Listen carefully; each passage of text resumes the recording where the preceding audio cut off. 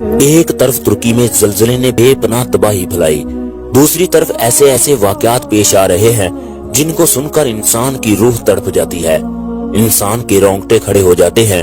وہ سوچنے پر مجبور ہو جاتا ہے کہ اگر اللہ چاہے تو ایک لمحے سے پہلے دنیا کی خوبصورتی کو ملیہ میٹ کر دے۔ اللہ تعالیٰ قرآن پاک میں بار بار ارشاد فرماتا ہے، یہ دنیا کھیل تماشا ہے، ہر عروج کو زوال ہے، ہر خوشی کو غمی ہے، صحت مند جسم کو بیماری کا سامنا کرنا پڑتا ہے۔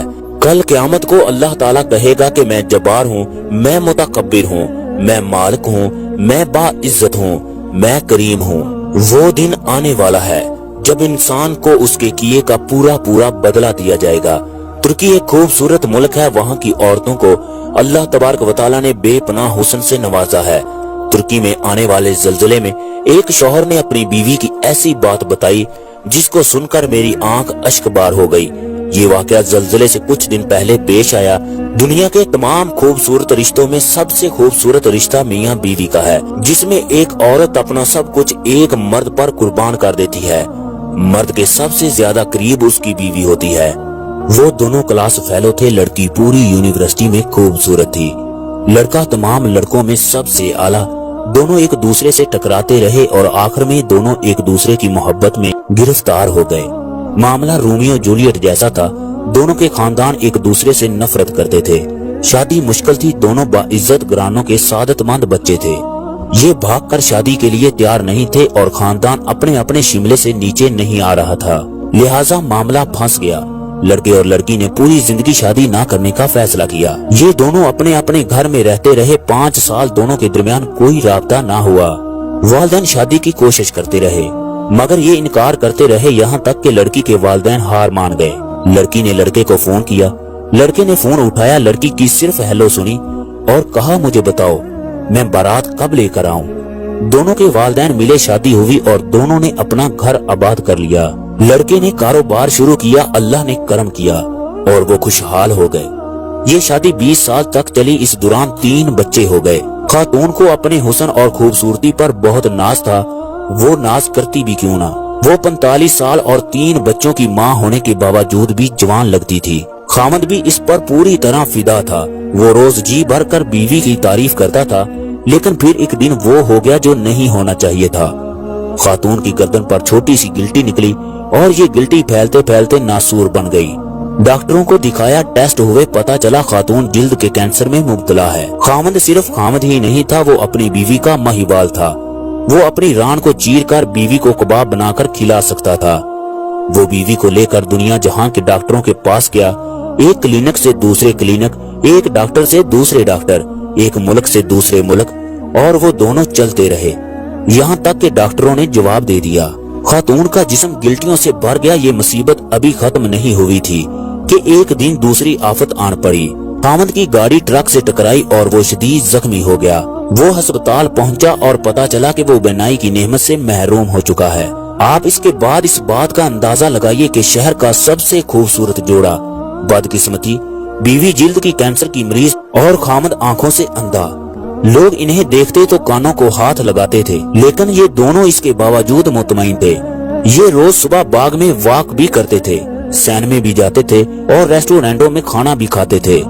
بیوی خامد کا ہاتھ پکڑ کر ساتھ ساتھ چلتی اور اسے گائیڈ کرتی تھی اور خامد بیوی کی گائیڈنس پر چلتا جاتا تھا۔ یہ سلسلہ بھی کئی ماہ تک چلتا رہا، لیکن پھر بیوی نے خامد سے ایک عجیب مطالبہ کر دیا، وہ اکیلی سوئٹزرلینڈ جانا چاہتی تھی۔ خامد نے اس کی وجہ پوچھی، بیوی کا کہنا تھا کہ وہ 10-15 دن اکیلی رہنا چاہتی ہے۔ خامد نے اس کے ساتھ جانے کی ضد کی لیکن وہ نہ مانی، اصرار اور انکار بڑھتا رہا، یہاں تک کہ آخر میں وہی ہوا جو ایسے معاملات میں ہوتا ہے۔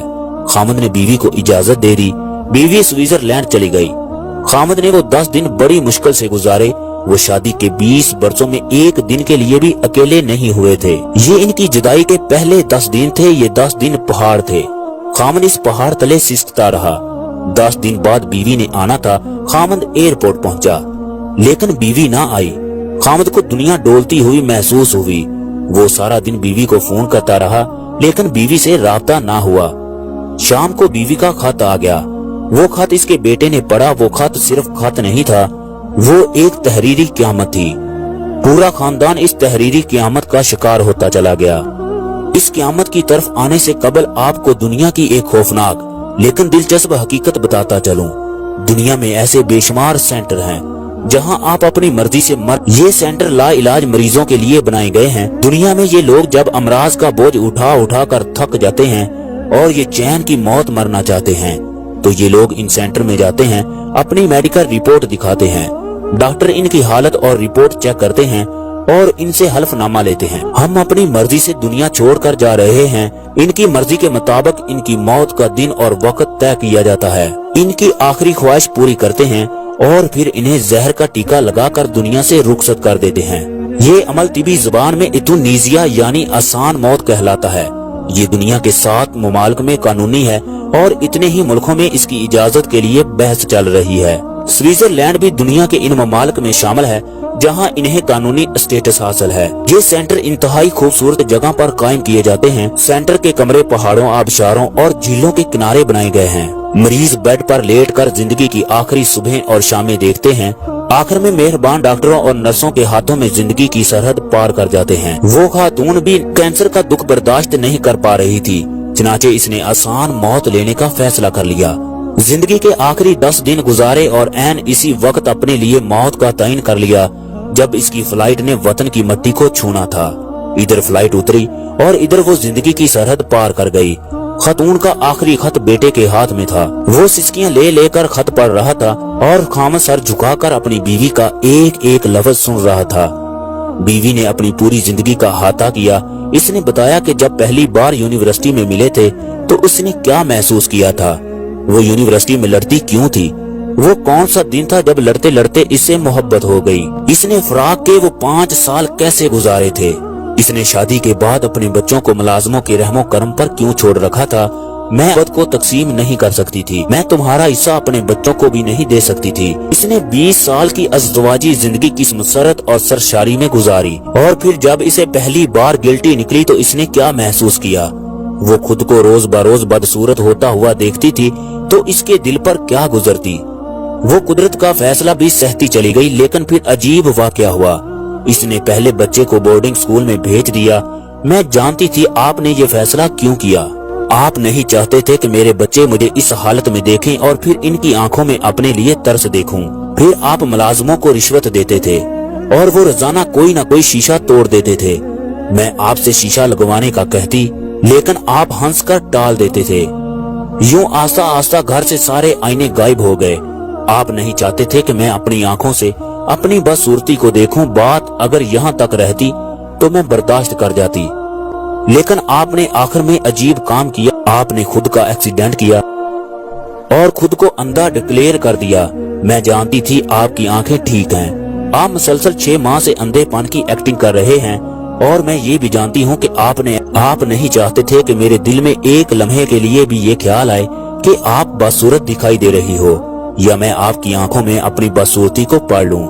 चनाचा आप अंधे बन गए। आपका ये मसनूई अंधापन मोहब्बत की इंतहा थी। मैं इतना बर्दाश्त ना कर सकी, चनाचे मैंने दुनिया से रुखसत होने का फैसला कर लिया। मैं दुनिया से जा रही हूँ। आप प्लीज अंधेपन की ये एक्टिंग बंद, ये खत पकड़ें और खुद पढ़ना शुरू कर दें। यहाँ पहुंचकर बेटे के मुंह से चीख निकली। बाप ने इसके हाथ से खत लिया और ऊंची आवाज में पढ़ना शुरू कर दिया। आप प्लीज मेरे बाद अपना ख्याल रखिएगा। सारे तौलिए अलमारी में रखे हैं। मैंने दर्जी को 5 साल के कपड़े दे आई हूँ। वो साल में 10 जोड़े सी कर दे जाएगा। आपने वो सारे कपड़े फटने तक पहनने हैं। दांत चेक कराते ही रहा करें और सुबह की सैर कभी नहीं भूल। और आखिरी बात